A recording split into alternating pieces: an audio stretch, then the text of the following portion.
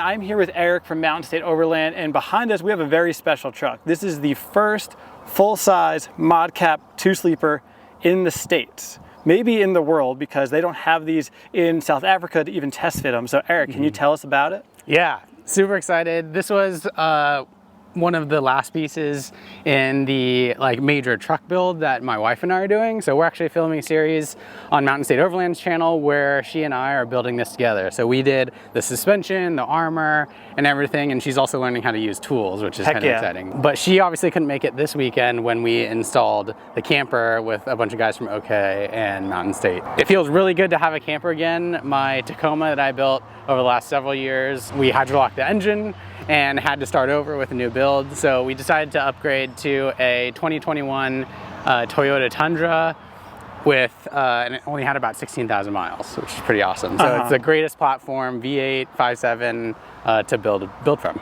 A crew of guys got together. Ben came down from Massachusetts. We had friends come from Pennsylvania, all to make this happen in 2 days, which is pretty wild. So we're gonna let Eric show us around mostly, because you guys have seen me give tours about these trucks all the time. So we're gonna lean on Eric a little bit harder on this one, and let's get started. Sweet, let's do it. Cool. We've worked with Victory 4x4 for a number of years. They've always been really good to us and build great stuff. So we have Victory front bumper. This is a strike bumper for the 2nd gen Tundra. We have full skids underneath. We went with the aluminum on everything just to keep the weight down. Here in the front we have a worn Xeon 12S Platinum winch. And what's kind of cool is that we actually put a little Casey Highlights puck light up there so that if we're winching at night or in just low visibility conditions, we can still see the drum of the winch and make sure that everything's happening safely. What you don't see under the hood here is an electrical panel, and the electrical panel was the first thing that Rachel and I installed. We installed that first just because of all the learnings that we had from building the Tacoma, and we wanted to make wiring in all the accessories and the camper super simple. So the compressor is mounted under the hood, wired to that power panel. We have a switch pros under there, and when it came to this weekend to install the camper, all we had to do was wire that straight into the junction box, the Blue Sea Safety Hub 150 in there. We didn't have to worry about putting in an additional breaker or putzing around with additional electrical. So that made it very nice and easy. Over here we have a ARB Safari snorkel. The snorkel was one of the first things that we did because we hydrolocked the Tacoma engine. Wanted to make sure that we were protecting this build as we kind of put it together for these guided trips and for our family adventures. In terms of suspension, we have Bilstein 8112s in the front. Those have a remote reservoir, but they're not adjustable. They look really nice. We did upper control arms with Bilstein as well. In the rear, we have Bilstein 8100s. Those are adjustable, and I'm excited to play around with them now that the camper's on the back and we have the additional weight. And in terms of leaf springs, we have a set of custom Alcan leaf springs that are about 1,200 pounds over payload. So we do plan on doing a full interior build out of the cabin itself, and do plan on having additional weight back there with the water and all the cargo that we're gonna be carrying. All right, up top, we did a Victory 4x4 full-length roof rack and also ordered the scene lights from them as well. So the scene lights are white light. They're super bright, and they'll be great for when we're setting up camp at night or just need some extra visibility on the turns. In terms of wheels and tires, we went with Method 701s. These do have the bead grip technology so that we can air down a little bit lower and still have confidence that the tires are going to perform really well. They're wrapped in 35s from Toyo. These are the Toyo Open Country RT Trails. They're kind of a hybrid tire that sits somewhere between a mud terrain sidewall and a all-terrain or hybrid tread pattern. So they're pretty much purpose-built for what we do, which is a lot of long-distance pavement on the highways and everything like that, but they still have the off-road performance and traction that we need to do what we do. Let's now talk about the camper. The camper's fresh. It's been on the truck for, I'd say, less than 24 hours at this point. But let's talk through all the accessories that we chose to mount to the camper, starting with the shower cube. We did not have a shower cube on the canopy camper when we built that, but after using friends and just spending all the time out here in the heat, it does, I think, make sense for what we want to do. So we're going to try out the shower cube. We'll get a water pump installed and everything in the future. But for now, that's just waiting there for us to try it. We did do a full-length table slide underneath the camper as well. It comes out on the other side. Those are just amazing tools to have, regardless of whether or not you have a camper or anything like that. I highly recommend the Alu-Cab table slides and the table. We use them to set up when we're working on the trucks. We use them to serve all the food at the Overlander potlucks on the MSO trips. And we also use them to deflect the heat around the fire in the cold winter months, which is a kind of new use that we found for them. But a great tool nonetheless. On the side here, this is actually mounted upside down, so I'll have to fix that when I get home. But there's some prototype MOLLE panels that just fill in this filler plate here on the outside of the new ModCAP campers. You will notice that the ModCAP does come with an option to use windows or to get windows. We did put windows on both sides just to give us more opportunities to create a cross breeze and get more ventilation inside. As you can imagine, because they're black, when the sun is beating down like this, it can get a little toasty in there when the windows aren't open or the wind doors aren't open. So the windows will give us a good, some good fresh air. All right, moving to the back here, we did put the MOLLE plates on the back as well and mounted the 35 and the Method on the back door. This is about as big of a tire as you can fit on the back door. We actually had to modify the MOLLE panel so that the tire didn't come into contact with the MOLLE panel and bend it. That is what happened on our Tacoma. So it's nice to just have that be nice and clean and not have to worry about that. All right, we're on the driver's side of the truck and camper now. You got a good shot of the Bilsteins there, but we did put another awning on the camper. Again, great awning. I've owned several different brands of awnings, and this one's nice because it keeps it cool underneath. It's not like beating down and baking you while you're underneath. And it also doesn't require you to put down your support poles, which I really like. We did a Goose Gear 60% seat delete. We have two Huskies. So you can see the seat delete down here. It's full, excuse the mess, because we came straight from a guided trip up to New Jersey to get this installed. But we have a Goose Gear seat delete, 60%. You can see we left the 40% seat on the other side. And we custom built this drawer, this full-length drawer, to sit on top of the Goose Gear. So the idea being that the dogs will be able to hang out up top. We'll be able to keep all the dog stuff, extra towels, other things that we might want to keep in the cab with us. All right, and then the front doesn't have too much to talk through. We mounted some Victory 4x4 MOLLE panels and then put Blue Ridge Overland gear everywhere. You can see back here along the back, we put a full setup from Blue Ridge Overland gear to keep our air tools, extra radios, some dog treats, and some work glasses and ear protection if we need to break out the tools. We have a Switch Pros here. Right now it's just hooked up to the air compressor and these rack lights. Eventually we'll do a locker and some of those other things. So it's good future-proofed and makes it really easy to add additional accessories. And then lastly, we have the Garmin Tread, the 8-inch there.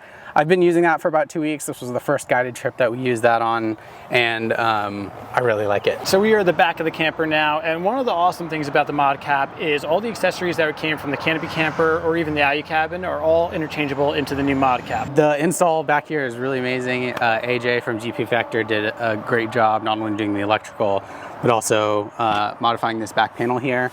You'll notice that what's different from the canopy campers and the cabins is that it's all smooth aluminum. Yep. No more tread plate. Yeah, no more tread plate, which makes it really easy to like mount stickers and and other things here. But we have the water tank. It's the Alu-Cab water tank.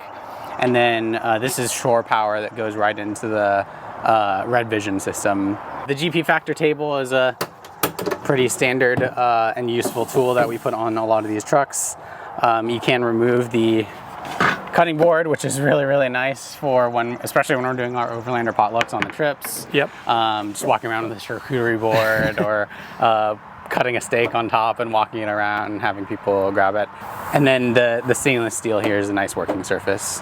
Up top, we have the full length or full width MOLLE panels from GP Factor as well. Right now we have a Overland specific medical kit here from Overland Medic. and our trusted Deemer box to make sure that we can play tunes. Where will we be without our Deemer boxes? I know. We do plan on doing a full interior build out. The configuration we're still not quite sure on, but Ryan is convincing me to build a couch on this side, so we'll see how it goes. But inside you can see the water tank is mounted to the bulkhead of the camper. That will get plumbed from this 3/8 tubing all the way to the faucet on the back. And I think the main difference between installing the ModCAP and the canopy is that obviously this piece is a separate piece, right? So from the top of the wind doors and the frame there up, that's all modular. So you can swap out the 2-sleeper for the 4-sleeper that Alex was talking about. You can put a cap on top to make it more like a traditional bed cap canopy. So it's really versatile and allows you to upgrade as your needs change. For example, like if we end up starting a family here soon, maybe we swap the 2-sleeper out for the 4-sleeper in the future. It's held in by just bolts, M8 bolts all around. There's probably like, I don't know. I think there's 54 of them, yeah, I think something is the like number. that, 50 or 60 bolts. They're really easy to get to because these aprons are Velcroed. So if anything comes loose, or if we need to just tighten those down and cinch those down over the next couple of days as the camper kind of settles, we can get to those really easily. The other piece that needs to get installed is this filler plate up front. So you can't really see it too much, but it's a piece of 1/8 inch aluminum that gets riveted and bolted into the, to fill the space that fits between the cab and the bulkhead of the camper here. So besides that, the layout is very similar to the canopy campers that you might have seen in the past. The bed still comes down. Got to stand on my tippy toes. Bed still comes down. You can still climb up here and sleep 2 people up here. And then we have the rear bed platform as well. Another change that we did between the old canopy camper on the Tacoma and the full-size camper here is that we actually went with the GP Factor and Red Arc power board. This is really a really nice upgrade because we can see all of the information about the health and progress of our electrical system. So that's where power is coming in from, whether it's the house batteries, the starter battery, or the alternator, or the solar that's on top. And we actually installed this without hooking up to the batteries, and the solar was powering everything, which is nice. So we have 200 watts of Red Arc solar up on top. This has the total vehicle management system and the Manager 30, so it manages the shore power as well as an input, and then makes it really easy to attach additional accessories. And that was one thing that I was honestly surprised by. The kit comes with these kind of smaller Anderson connections here that I can very easily wire into new accessories and then control everything from the home screen here. Batteries, we went with different batteries this time as well to give us a little bit more capacity and to make a better use of the space. So what we have here are 2 100 amp hour deep cycle battery or deep cycle systems, lithium batteries.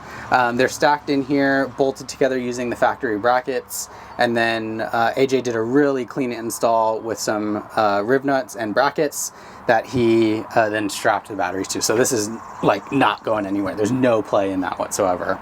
That is now all wired to the Red Arc shunt for the total vehicle management system.